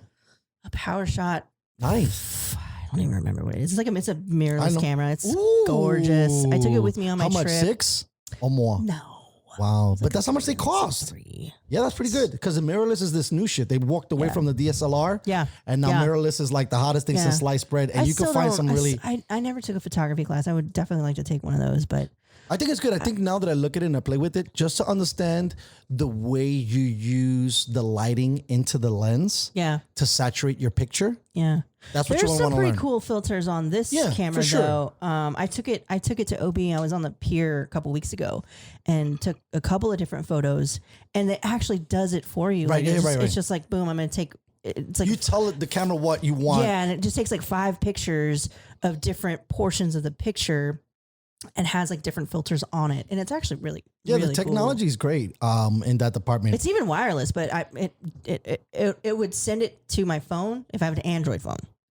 It's not Apple compatible. This is the thing that sucks, is a lot of those guys are having a lot of those problems because they're trying to compete and keep up. They're like, well, fuck you, bro. We only do Samsung Android. And then Apple's like, well, we just bought everything. So good luck with that one camera you have, bro. Yeah. Right? And that's it's it. Yeah. A and struggle. so, because now I think what a cool concept, right? Like you didn't even have to fucking develop it. Like I can literally take a photo, get it to my camera and post it. Here's my idea though. Cut out the middleman. My idea was, hey, camera companies, if you're listening, I want a part of this. Buy a camera that can just upload to Instagram. Right. Yeah, that just has the app built into it. I don't know why would you not do that. If you can already connect to Wi-Fi, just put an app on your goddamn camera. I think the reason why they haven't done that is a bit of the snobbery, right? Because they How do you mean? Photographers take themselves way too serious. Oh yeah, and so they want to be like, I did it in Photoshop, and then I get all that, but bro, can we get it for the beginners? No, first of all, there's a lot of skill because you need to know what you're capturing, how you're capturing, and how light is affecting that capture. Right. So not everybody, motherfuckers are just slamming pictures, right? And then when you come back home, you're like, damn, I took pictures of all the sun and everything. We all look dark. Like there's no no lighting. Yeah. So you have to play with a lot of that stuff. And so, but that would be so dope, bro. Pow, button, Insta, we're done. Right? Yeah, exactly. I'd crush. Anybody would crush. That would be, but that's what your phone is. So maybe they think that market is saturated too, right? Maybe they haven't. They don't think that that's gonna work. Well, that's why they put cameras on the phone to try to cut out the middleman, right? So let's put the app on the camera to cut out that middleman. I think a large part of it too, because you said 3, fucking cameras are expensive, bro. Yeah, there's so even a rinky dink shit. It's still like you could buy the 10 disposable cameras I bought for the party. I think cost me like $120 something bucks. It's because film is expensive because they don't make that shit anymore. Do you know how much it cost me to develop all that shit? Tell me, 200 or more? No, it was It's expensive to It develop. was like $127. Right. Yeah. So like a $250 just in the photo op experience. Yes, exactly. Right? And most of those pictures were shitty because people didn't turn on the goddamn flash. Right. That's what I see again. Lighting. Lighting is a motherfucker, bro. So yeah, that it takes some skill. But yeah, photography, not only is the equipment expensive, all the processes are expensive. Like even if you bought your own fucking printer, the fucking ink is expensive. Like the ones that I liked were like the new Polaroid bullshit ones that they sell. But even the film on that is expensive. Oh, yeah. Right? You could buy the camera. The camera costs you like 99 cents. But the film is $100. Right. For 10. Right. You got to buy more if you want. Tell me. How are you liking that? So this one is a little bit weirder. It I is don't weird, like the aftertaste. I think I might have fucked up, but is this? I was trying to find the more sweeter one, but it's okay because I want to be more dynamic. By the way, audience, we started out with some cider, as we had mentioned. Were they both from South City Cider Works? Yes. Okay, so what were the two flavors that we started out with in the beginning? Do you remember the profiles? It was just a regular cider. Regular cider. Okay, so this one is made a little bit more different. I like it. That's got lime and like mint, I think. Yeah, This that's probably one what's has more lavender. Oh This yeah, one then I made the right choice. Okay. Yeah, because that's why I don't like gin. Oh, Remember we talked about the it? botanical flavor. Correct. That's why you remember. Botanical, baby. We don't want none of that shit. This is a little bit botanical, but it's not like, it's more earthy than aromatic. You would definitely not like this one. Mm-hmm. This is the first one that this lavender one is the first one they had me try. It's called Spider Bites. And it surprised me. But I like it. It's good. I mean, I would fuck with it. Would I order another one? No. But what I like is this 6.9, baby. Let's fucking go. Little small tall boy in this motherfucker. I'm like, all right, I'm cool with you. Because cider is always considered a weak sauce because it's like 4 and maybe 5-ish. Mostly 5, yeah. I'd say it's mostly 5. But like Angry Orchard, I think is like 4. Oh, let's not say their name. Well, I'm just saying, like, just to put some contents to the discussion. I'm more of an Ace fan, to be honest. Okay, I'm more of an Ace fan. I'm not a connoisseur, but I do like cider. I think it's light, refreshing, and crisp. I think it fucking crushes on a hot day. Yeah, especially if it's ice fucking cold, right? Definitely. Like, and I think it actually really pairs really well with food. If you think that's Probably weird. could. Yeah, because I think like when I try to eat, because of the beer and some of the carbonation is so heavier. Yeah. It fucks with my stomach. Yeah, it'll make you feel more Like bloated. this one sounds like it's more like a relaxing. It feels like it's like thinner. Like that's exactly what it is. something, you know? Right? There's a thinness to it that I feel like I'd eat more. I don't get so as big. Because it's more sweet. It's more like a dessert that's just kind of quenching the thirst. I love it. I love apple juice. I fucking crush apple juice. Apple like juice is somebody. my favorite juice. It really is my favorite juice over I don't know if I have orange. apple. Here's the thing though, but with mimosas, like mimosas are dynamite with orange juice. But I don't fucking put that much orange juice in the fucking mimosa because I'm an alky on the low. So I just put like a splash for coloration. I don't really That's like. what everybody says. I'm not a huge fan of champagne, I guess. There could be that. Well, and then but you just make the portions different. So if you don't like it, it's you put usually way half more and half. orange No, juice. mine's usually but half you can and go half. higher and then drink more of it. The problem is that you don't want to drink that much fucking orange juice because No, it'll I don't tear wanna your drink- stomach apart. Exactly. Right? little acidic. Maybe you got to switch it up and do like the fucking Bellini shit and put like a peach nectar or fucking puree in there.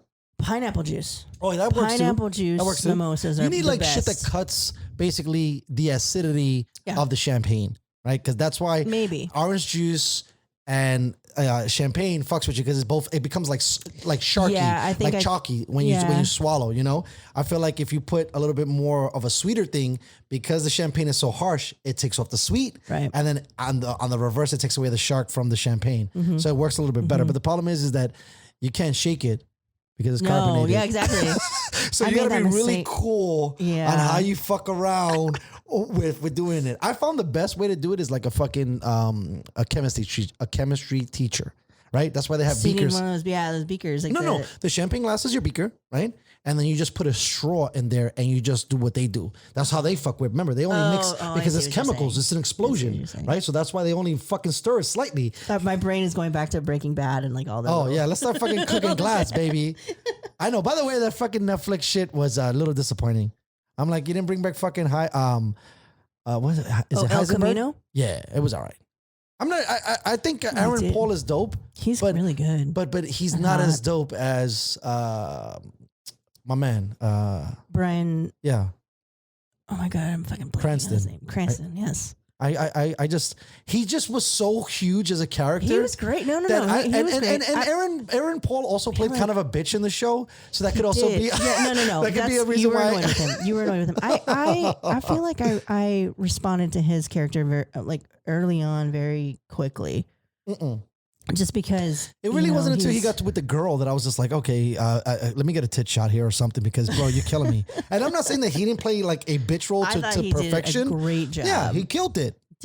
But my man Heisenberg was just so filthy and animal that, and I guess I related with that more because I felt like that was a real man struggle for me. And I'm not saying that there's a difference in the men, but like where Airin Paul's character it was like teenage sure, angst. It was angst. Yes, it's very angsty. And I'm played 30. It well though. Yeah, no, he killed it. But I'm saying like me, my biggest thing. You have kids now. I didn't see when I had kids, but I was already 30. I had been through shit. Like I had won and lost and lost and lost and lost and maybe won and then lost. Right? Like I really gravitated to the fact that this guy got shitted on so much in life. And you know what he said? He said, fuck it. And he went postal. Because that's pretty much the argument of that discussion. You got a fucking social studies teacher, or I don't know what he taught, and then goes fucking so the other way because he's just tired with life. And he's like, listen, if I'm going to die, I'm going to die in my own shit. And I'm tired of being poor, and I'm tired of being fucked up. And my wife is always on my shit because we never have no fucking money. So check this out. Now I'm going to make drugs. And that to me is the real... I think the main overarching theme for the show, and this might be a little unorthodox, but I feel like the overarching theme is making bad decisions is essentially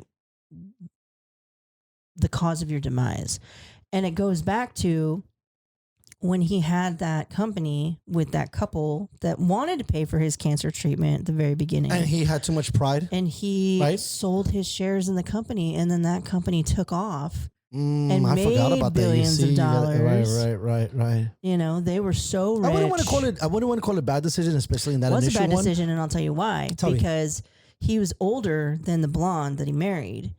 And when she came into the picture, and this is just what I got from watching the whole series, is that he met her. I think she was like a waitress, because they talk about the story with Junior, and he met her at like a cafe, and she was a lot younger than he was. No, that makes sense. Remember, he turns 50 that first. That's actually a very interesting dynamic to bring in it. Yeah, and she's like, when she's pregnant at the time, and I think she's saying something about not quite being 40 and pregnant. So she was significantly younger than he was. Right. That's actually a really good discussion and argument. It's all the nuance. You gotta. Yeah, no. I get that. I think that is hard, to be honest with you. I think that there's a portion of us that are, and that's what we probably can pull from Walter White. I always keep calling it anticuadro, which means don't be too traditional, right? So like he poo-pooed them saying it out of pride because as an old school dude, I'll make it and do it, right? Where it's like, no, motherfucker, sit the fuck down. Ask for help. Don't be afraid to ask for help. Yeah. And that's definitely...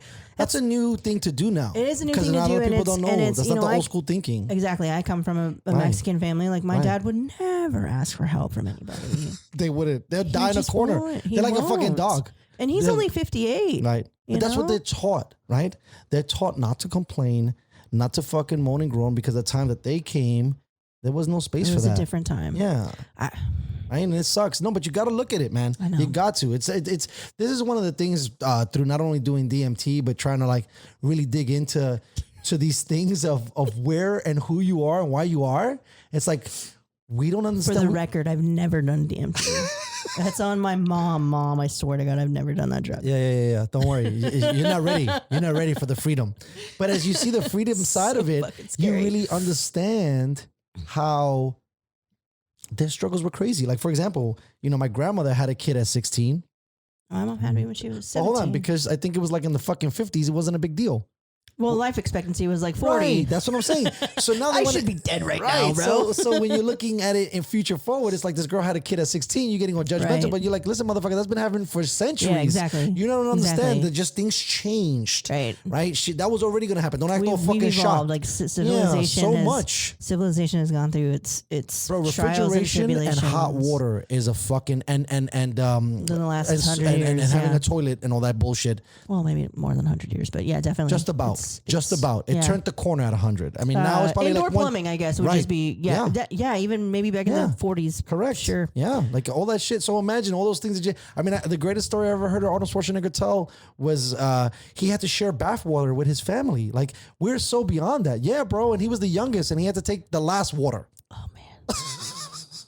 And homeboy ended up becoming the goddamn governor. So if you fucking crying and complaining, He was fucking Mr. Universe, bro. but that was the height of it. Remember, if you're a fucking politician, you made it. So of course he was the man at Mr. Universe. But these are the things. So imagine these struggles, right? So now you look at some fucking punk and you're like, yo, homeboy, you now have your tablet. He's like, go fuck yourself. Give me my tablet back. Meanwhile, back at the ranch, some guy was taking like a fifth down diluted dirty bath water to take a bath as he grew up. And now he makes TikTok videos with fucking mules and shit. Right. So In his $2.3 billion home.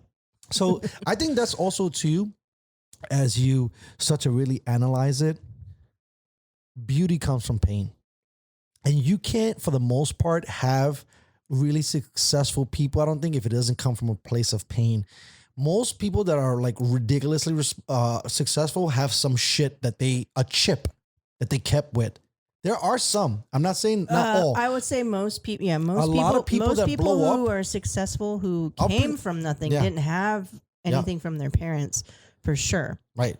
But that's life, man. You gotta. There's the sweet. But everybody else complains. There's the sweet and there's the sour. Yeah. And that's just life. Mm-hmm.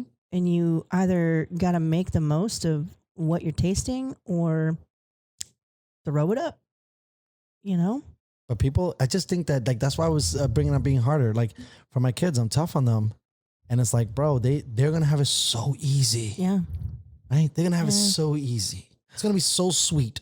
But then you have to think about it too. Do we just think that they're gonna have it easy? No, they're gonna totally have it easy. They're gonna totally have it easy. But are they? But I mean, it's on a different level. We had it easier than our parents on a different level. Sure. So No, I agree that it's becoming to be easier. I told you the last time off air, I think we're the last ones of the least easiest. It'll continue to get easier. Like our kids will have it super sweet. Right? Because the technology would basically be already fully engulfed. Like you won't have to learn about typing anymore because you don't write in class. I think everybody types. Right, so that's our format. That's going to be a lost art. I feel like that's. But that's what I'm saying. I mean, that's where we're headed. I think that if anything, Corona pushed us there faster. We don't do hieroglyphics anymore. Right, exactly. We don't do hieroglyphics anymore. Exactly. Well, hold on.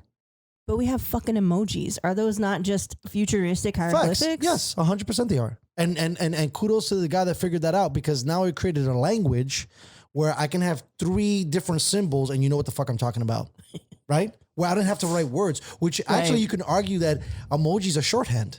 Not even hieroglyphics, right? Because instead of me writing this big ass fucking comment like, yo, bro, shorty was crazy. I got drunk. She was at my fucking crib. She got even more crazy. She shit in my bed. Right? You put like a fucking a doodle emoji, a bed, a girl, and like a beer. And then it's like, he had a rough one.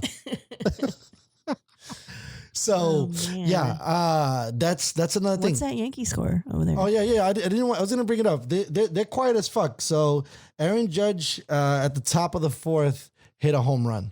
So it's 1-0. What inning? So that was top of the 4th. Let me see. Did he do it again?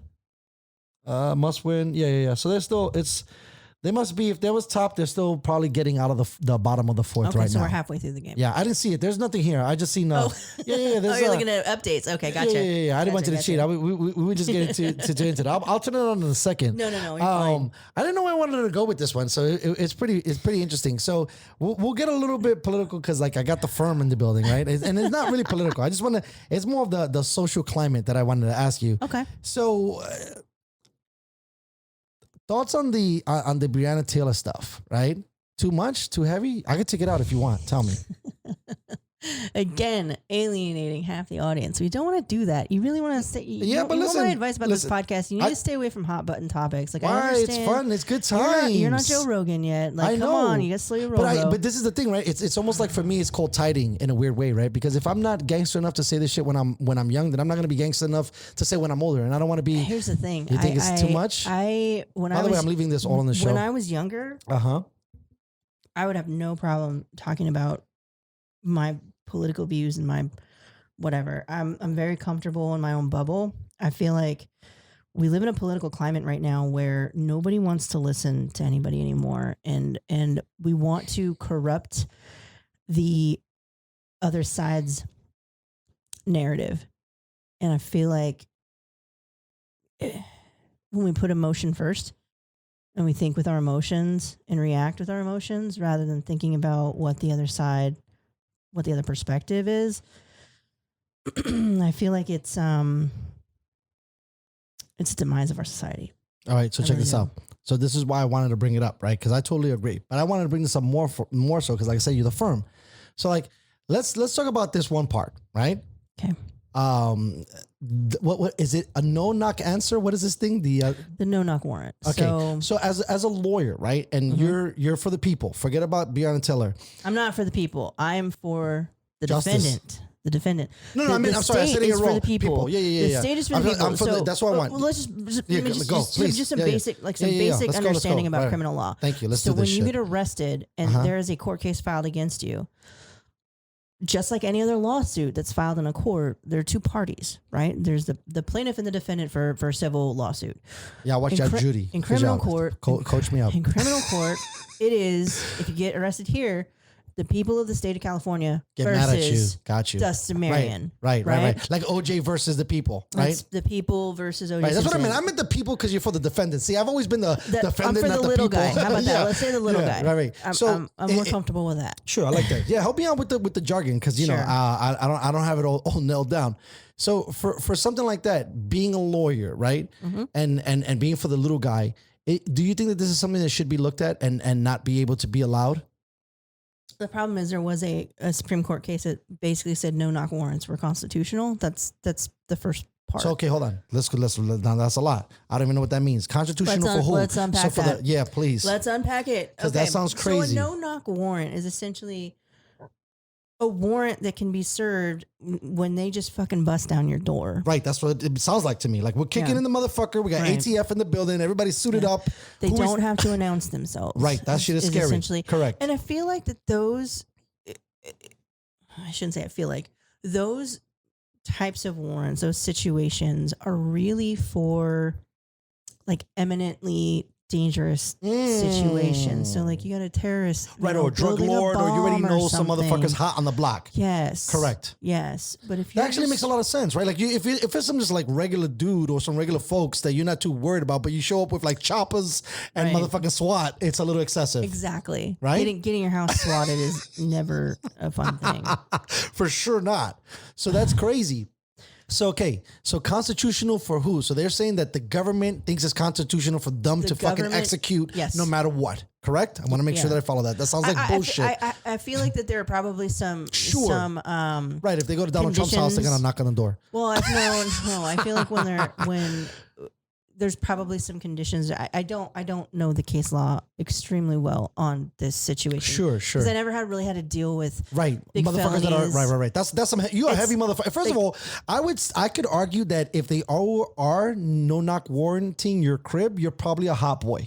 Right? They don't do it to like it's probably some serial killer like first degree murder shit. Because a judge, think about this, because you got to tell me, right? A judge has to sign off on that shit, right? Because you just can't just fucking pull a no knock warrant, because that's a warrant. Any warrant you need to ask the judge for, correct? Yes. Right. So the attorney, the district attorney or the state attorney or whoever's the prosecuting agency has to fill out an affidavit, essentially the cop, I don't want to say cops. I like police officers. Law enforcement. I like that too. That's even better. More vague. Yes. Has to provide some sort of probable cause as to why this warrant is going to be issued. Right. So if they believe that you are committing a crime or in the course of committing a crime or just a criminal, they have to show reason why this is probably true. So if they say, hey, Dustin Marion is a known drug smuggler, we have to have probable cause. Well, how do you know that? Or why do you think that? So you have to show proof. They basically have to have some sort of articulable facts that show why they have this belief. So he's got a boat. He's got you. He's running he owns his boat guns at or something night. like that because they can know if you're carrying or whatever. Sure, like they know they know a lot of shit about you. Yeah, they've been watching. Lots of foot traffic coming in and out of his house. Things like that. If they can articulate a reason why, they should arrest you and a judge looks at it and objectively says, okay, well, they've articulated their reasons why. Here's their warrant. These are the things that they can search. These are the specific things that they can search and look at. And these are the specific things that they're looking for. As long as it's covered in the warrant, then it's going to be okay. You asked me what I think about the Breonna Taylor shit. It was more so, and before you answer, that's pretty much where I kind of wanted to ask you so much. So if you don't feel 100% comfortable in following that, but that was sure. No, but that's what I was asking too, more so because I don't think we don't even understand the laws of this no knock warrant shit. And I think the fact that you said it's constitutional, in my opinion, is fucking dangerous because it can be used against anybody. Right. That sounds crazy, and we're all. It's a broad reach. Yeah. Listen, I even think, look. And I get it, but even a super, narcotraficante should maybe be treated with kid gloves. I mean, what was the dude that they found in Mexico? They didn't fuck. I mean, they probably stormed his crib, Slim and shit. What's Slim? Oh, my God. Yeah. No, I know the word. The big drug dealer. His middle name, his nickname is Slim. Fuck. No, right? El Chapo, isn't it? El Chapo, yeah. His El Slim Chapo. Oh, I didn't know it's that. Slim El Chapo. What? Yeah, because he's steady. He moving through shit. I think it's referred to as his slyness. Okay. It's not so considered to like his movement, but we don't know because El Flaco could have been something that he could have got when he was younger too. He could have been a thinner guy. Yeah, back in the day, and that stuck with him, and now we know. No, I think he's a little tubby right now. Oh, facts! I've seen him. But that was what I was really getting at because I should have formed it a little bit better. I just threw it down because that's what I wanted to get into the nitty gritty of stuff because that could have happened to anybody. Yeah, but the biggest issue. And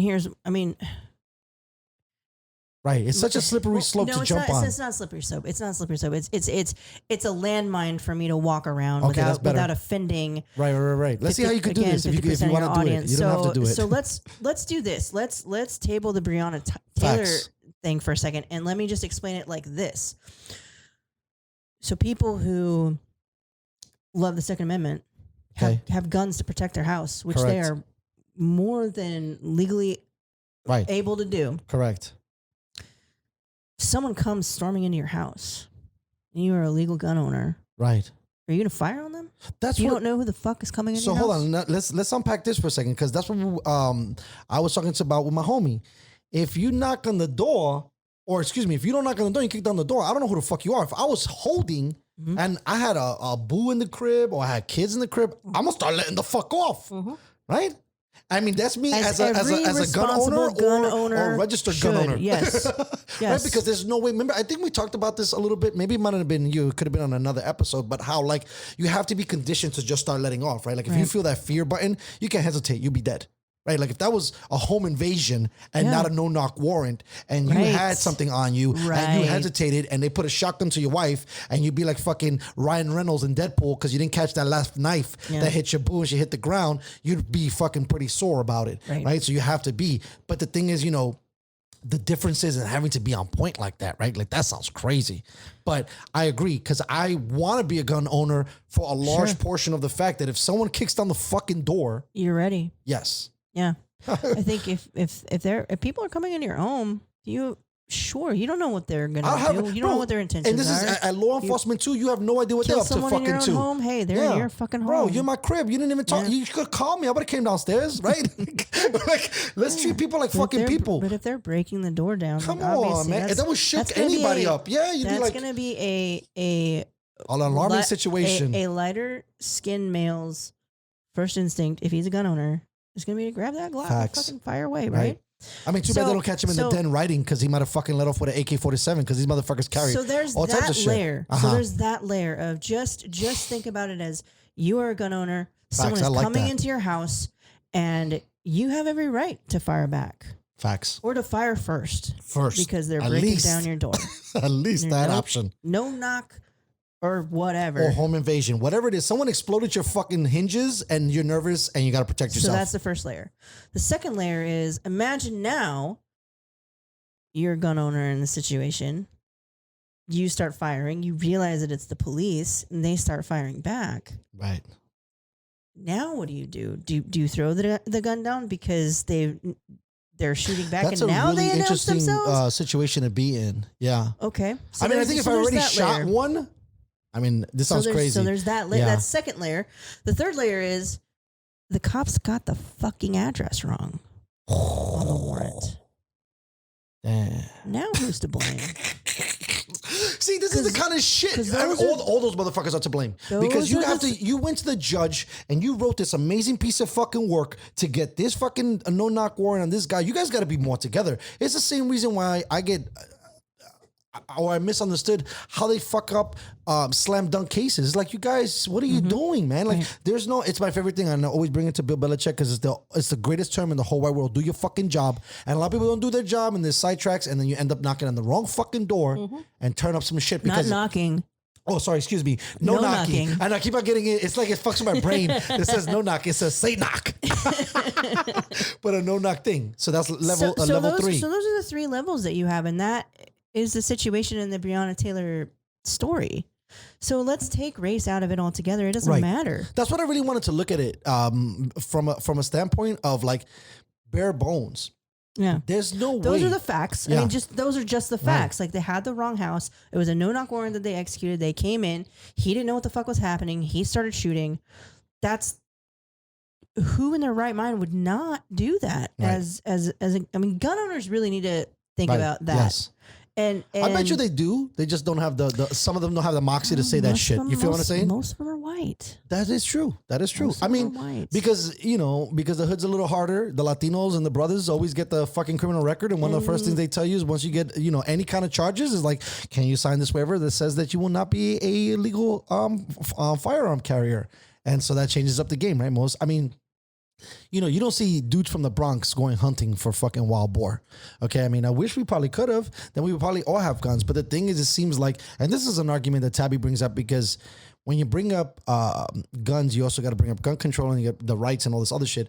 When you get out of the cities, everybody's packing. So like fucking, and I don't mean like it's wild, wild west shit, but like if you're in Manhattan, nobody's carrying a gun for the most part. Sure. But if you go to upstate New York, there's fucking deer. This guy's got a rifle in his backyard. Like it's in his truck. Yeah. Yeah, if you go to California, same fucking shit. If you go to LA, it's hot. But if you go into the mountains, like some people we know, they got all the goodies because that is just I think it also contributes as an environment thing, right? Because, and for whatever reasons, bringing in the laws are harsher in the cities, right, for owning guns. Like conceal and carry, you can't even fucking, that's a hard thing to get unless you're law enforcement. You go to Arizona, it's pretty fucking easy. That's what I'm saying, right? When you start to go to different states. It's actually pretty easy to get here in California as well. Me being a woman, I can get it fairly easy. Sure. I think that there are certain, and I'll say it like this because I don't want to switch my brain too much, but certain biases that they use to kind of make it easier and less so. Like, for example, my bias would be like, hey, I walk around with a lot of money. I'm a store owner. Right. You'll get granted. Hey, I'm a woman. They look at you like, oh, she's a little small or whatever, or she's a woman or whatever. It's the black's hot. We sign it. But if it's, the felon is not getting it. No. The guy who has any criminal past is not fucking getting it. Yeah, no, you're right. Because I represented a former Marine who was a DUI client. And once he got arrested and that went on his DOJ report, they wanted him to give his concealed carry back. Which is stupid. In a way. I mean, that's right.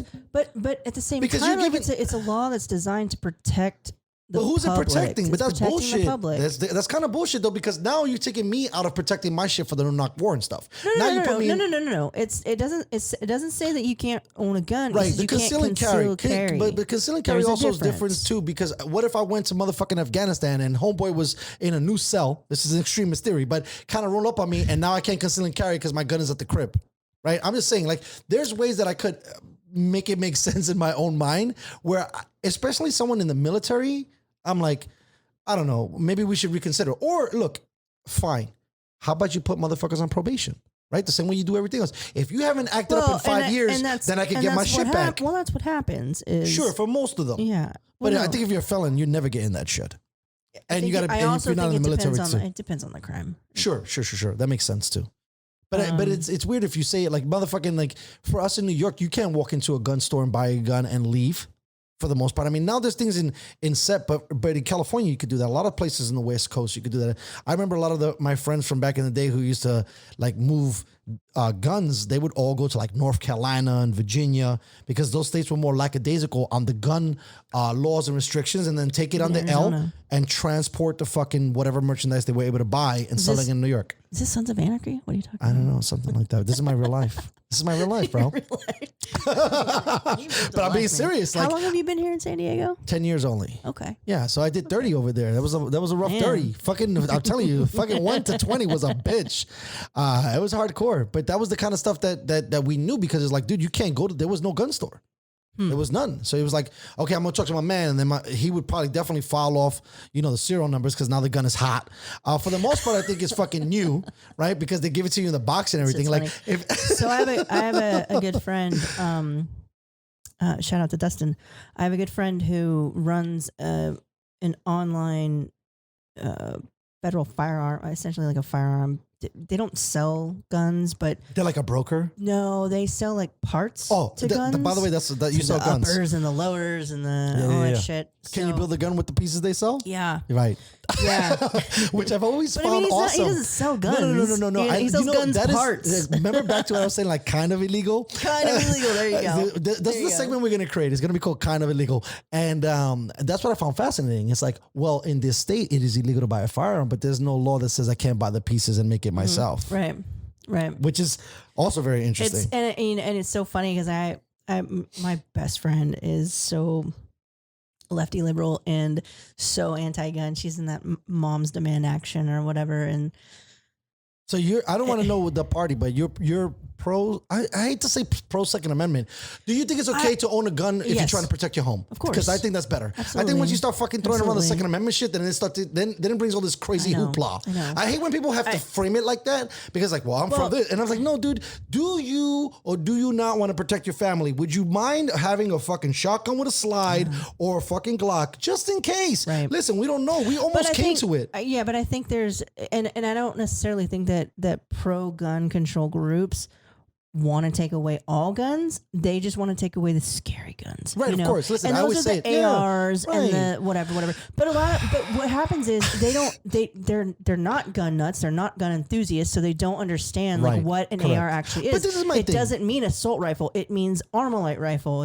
It's like a brand. I get it. Listen, I get it. This is my always thinking to argue that side or disargue that side. It's like, bro, you don't need a semi-automatic weapon to shoot a duck, right? So, but some of these guys have those things because they switch it up, like the power of that rifle, we'll call it, right? It just looks scary though. It's not like a machine gun where you just hold down the trigger and it just keeps firing. But there's also when you're talking about pieces for your guy, when you're talking about pieces from your dude, you could make it do that. You could make it do that. You can make it do that, but that shit's illegal in California. But motherfuckers don't give a fuck. I know. But I know most of them are not in California that are buying from because it's an online retailer. So they're sending fucking shit everywhere. To Montana. Yeah, well, the fucking guy in Montana totally has that shit, and he shoots his AR to kill moose and shit. Right. I think it's so weird, right? Because I would like to think that I'm some kind of weird native in a lot of ways, because I'm from a place, so you're a native there, right? And the same way, like the natives that were here, and pulling that thing together. I don't know. I think if you're gonna go hunt shit, you should use some bow and arrow stuff. But it depends on what you're hunting, right? Like I want to make it because it's a skill, right? Not only is a skill, like this is a whole process. Like I'm hunting this animal. Exactly. I'm gonna be probably using you got to think about the whole thing. Just to be shooting shit. I'm like, bro, anyone can fucking sit there, and I'm not taking anything away. I'm sure it's cool as fuck to see some of these heads explodes and all these things, but. It's such a weird space to argue, right? Like I'm really, because I don't live in motherfucking Montana. Right. I don't need, now don't get me wrong. Because I argued with this with a friend of mine who is kind of more left in that department. I said, you know what? If it was a home invasion or a no-knock warrant, I do not want a Glock and I do not want a shotgun. I want an M4 with like big magazines because the moment you blow that door open, bro, I'm going to destroy you because that's where we're at. Because if you think about home invasion is usually not one person. If you have one gun, good luck with that shit. It's usually 3 or 4 guys, and if they're packing, you're fucked. Sure. So if you shoot them with a little fucking pap, or even if you have to click it back once, they're all over you. If I show up like goddamn Commando with just one, Yeah, we're done. I cleaned the room. Hello, police. They just came into my house, and it wasn't y'all, but it was some other motherfuckers. Can you come and collect? Can you come and collect these dudes? But that would be my only argument for that. I'm not like I've seen these guys. They have like these amazing sniper fucking rifles to shoot like rabbits. I'm like, No, they're not shooting rabbits. they might not be, They're but not I've seen. shooting I have a friend of rabbits. mine. Shout out to fucking Sheridan. Sheridan is an avid hunter. He's got an amazing fucking rifle. It doesn't even look like a rifle. It looks like some shit you would try to fucking assassinate somebody with. But he goes shoot foxes and he takes pictures with them. And I don't know. Maybe some people like shooting a fox Does he eat fox? I don't know if he eats them. He might be a Just likes taxidermist. I don't know. Right? their Did I say skins. that wrong? Taxidermist? Yeah, that means that Well, they stuff stuff them and 'em. shit, right? Yeah. Yeah, I just want to make sure I Yeah. said it right. Yeah, so he might be that because he catches. Because no. Because think about this, right? Like if you have a fucking like crazy gun, right? You're gonna fuck up the brain. Like if you shot a deer in the face, the deer's face is done. But some of these guys that are doing the taxidermy, they're trying to preserve the animal, so you're Sure. not gonna want to fuck You up don't the want- face. no, So you gotta take a shot, I guess, somewhere. They probably, I think a lot of them shoot him in the heart. Underbelly, yeah, yeah. That way they somewhere. could just fix it up and stuff. But he showed me photos, and I mean, these animals look fake because he positions them so nice that they look like they just died of natural causes. But he has this crazy gun, so I don't Nice. know how I didn't get to ask him so much about it because again, this is why I said I don't give a fuck. I want to talk about these things because we don't talk about them, right? He has that, but I couldn't talk about it with him because I was afraid or nervous. So he's a wine enthusiast and he's a fine wine specialist. So I had to fucking keep the whole thing about wine, right? Like God forbid we talk about the Second Amendment and no knock warrants and motherfuckers using guns because it happens. I think, and I understand when you're talking about the fabric stuff specifically in taking sides in a specific case. But I also say like, bro, fine. But let's have the conversation. I love talking to motherfuckers. Sure. One of my favorite things is bringing somebody back from the dead. Meaning like they were totally on some other shit and they go, you might be right. I mean, I don't know. We could agree to disagree. And I'm like, dope. We won. We're both in the middle, which is what it is. You're fucking talking shit. You have no idea. You got to talk about it. You can't stay in your circle and they're talking about the same thing. Like Second Amendment. I'm like, no, dude, there's fucking, like There's you said, there's layers. layers. There's layers. There's layers, bro. There's layers, and there's definitely exceptions in certain situations. And I think that's why the law is special, right? Because when the law, it's not black and white. Again, right, it goes you back gotta to have you there's got shades justice. of gray. The homegirl is not only blind, but she's carrying two scales fucked up. So there's a lot of things moving on here. Yeah. It's not so simple, guys. Right. Like you can't just say, "Well, we're not gonna do this because of this." No, let's take a look at it. Let's sit down. Let's get a committee. Let's talk about it. Like I think that, But again, it comes back to emotion. People don't Right. want. Yes. They react. They don't think about. but I think that's also something that we've been conditioned to be like now. Right? And look Yeah. at our president. Fuck Well, you. Shut yeah, up. no, Right? So no, like, no. I and mean, now we're that's- seeing that's, it. That's headlines. You Right. know, when you go through your social media, you just read the headline. Right. You no longer read the story. Right. You read the headline. You get outraged about the headline. And if you read the story, half the time it's not even an accurate that's what they grab you, representation right? of what the story Yeah, is. that's what they're trying to get you with a couple of Yeah. words. Like, oh, So God. you really do have to dig deeper. And I think, and I feel like, civil discourse has just become, I don't know, so corrupted. I agree, man.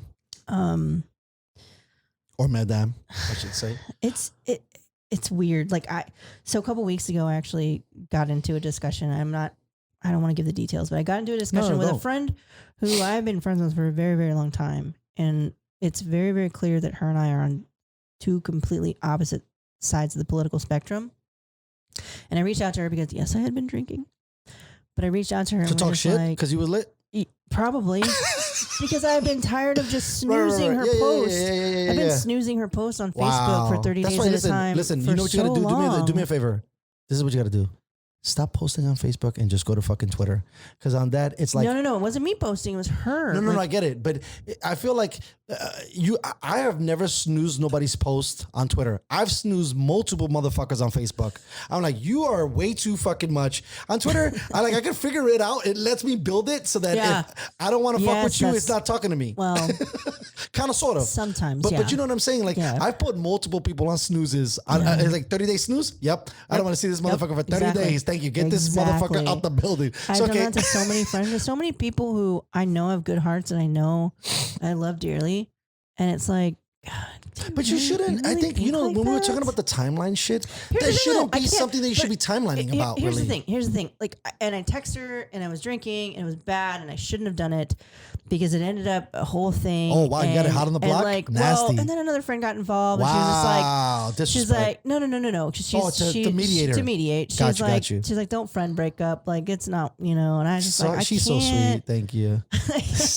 You know what the thing is? You know what sucks? What? It's gonna start to transform us. If this is the narrative that you're telling me, it's gonna transform us into a place where we become surface friends, and I can't really have real discussions and arguments that's with the thing. you, right? Like, because I feel like even if you're a Trump if I was supporter sitting or in a front of fucking her- Democrat, I don't give a fuck. But let's argue about it. Let's get drunk. If I was in and front then at of the end of the day, her- I'm like, you're dope. Let's get the fuck You out of hug here it out. because I don't. You hug it out. Yeah, who cares? And I feel like that's where I went wrong is being under the influence and being brave enough to fucking text her and being like, stop being stupid. I didn't say that. I was actually much Can nicer. I say something to you? Actually, because we're gonna take a quick break. Sure. What I want to say is that's what makes you a fucking friend. And if this friend should listen to this, and this is what I'm gonna say because I've been there, right? I'm gonna send it to her. Yeah, I'm gonna be there. I've been there. I don't want fucking pushovers as my fucking buddies. If I'm out of my lane in any capacity, please pull me the fuck back. And it might not be pull the fuck back, but you're going to give me something to think about. And that alone changes the world. Because if I could sit back and think, maybe I'll think again. And I'm not saying about posting or not posting, but people need to come back a little bit more to being critical. Especially, first of all, if I hired you as my friend, right? Because technically we hire each other. If I hire you as my friend, I like you checked all the boxes. You got a great resume. You got a great personality. I seen you in the field. You ran and you did all these things. So I'm like, I trust in this person. That's an interesting way to describe a friend resume. I love it. Right? I'm going to start using that. Yo, I'm telling you. And so for me, because I've been there, I'm looking at it like, if he's saying something, then there's something got to be off. Like, I can't be so stupid to not think, right? Because your mom is the one that's like, yo, motherfucker, you're slipping. That's the only person that potentially reels us back on shit. Right. I want more of that. I think that there's a lot of fucking people that put yes people around them, and then you don't grow and you don't blow and you don't get bigger and you don't explode. Exactly. You need contradictory. I want some motherfucker, if I drop some shit, you know what I've told people about this podcast? Tell me that it fucking sucks because I'll stop right now. If it doesn't suck, then I got something. But if you're not real and honest, how the fuck am I supposed to know? It's like the same people that go to... I gave you notes the first time we talked about it. But you know what I'm saying? But at the end of the day, you was like, it's decent. Okay, I can keep going. But if you were like, yo, it's absolutely trash, I'd be like, okay, let's pack it up. Right? It's like the same motherfucker that tells their friends, la, la, la, la, and like, phenomenal. And then he goes on to American Idol. I would have told that motherfucker, you suck. Just because you sing in your shower, do not go on stage and get embarrassed in front of America, bro. You're horrible. You're embarrassing me by default, bitch. Yeah, I'm on your friend shit. When they look you up, they're going to look who's following you. They're going to see my shit. They're going to get mad at me because I'm with your shit. Don't make me look bad, motherfucker. Lock it up. And that's the shit that I'm saying. I want people that make me accountable. And maybe that's, maybe I'm challenging things to another level. Challenge. It's a challenge. I feel like if you don't challenge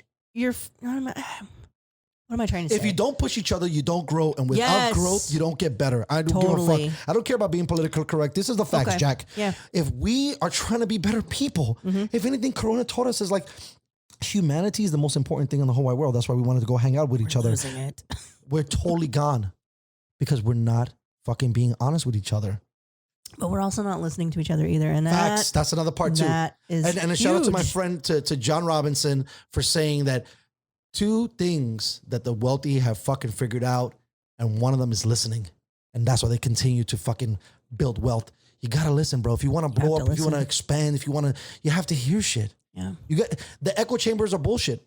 Yeah. You gotta have something that's actually not saying your own voice back. No. Yeah. You have to listen to alternative sides. Yes. But again, you're not entitled to your own facts. Right. Because facts are facts. Yes, Truth is truth. Right. And it's so fucking crazy to me that nobody, like, granted, the media is a problem. The media is a problem. But the media is how we get information. And even though they pick which information they're giving us, they're still giving us information, and it's still the truth. Right. Like, we really have to, like, look at it that way.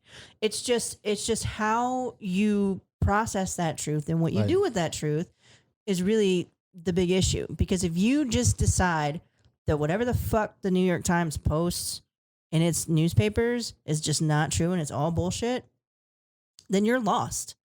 then you're lost. I mean, you could make an argument that it's all bullshit, right? And then pull it back that, listen, if you listen to 10 guys and the same narrative is the same thing, then that's the facts, Jack. Back to what you were saying.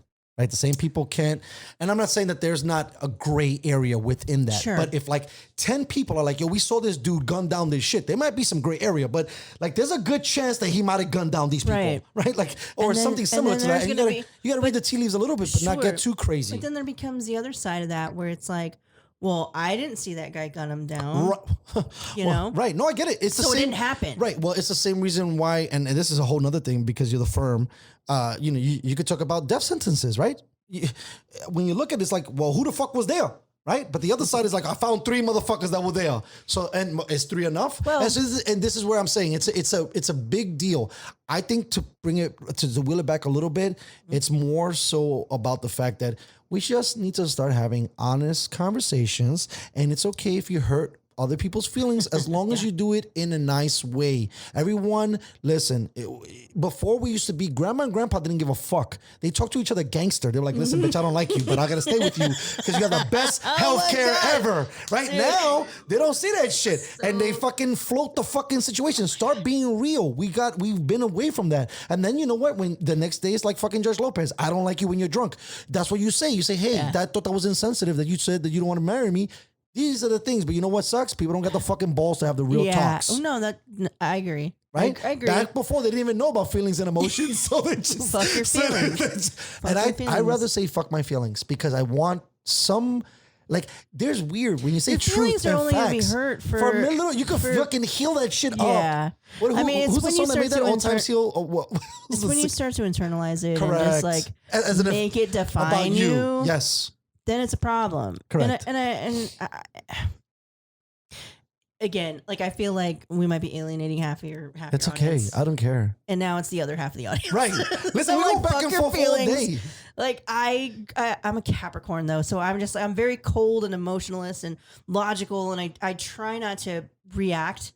I try not to let emotion cloud my judgment. I feel like I've operated like that for the most of my life. Sometimes, mom has to reel me in. Like, right, that's what they're there for. But I need more moms to keep reeling me in. I want to be a better person.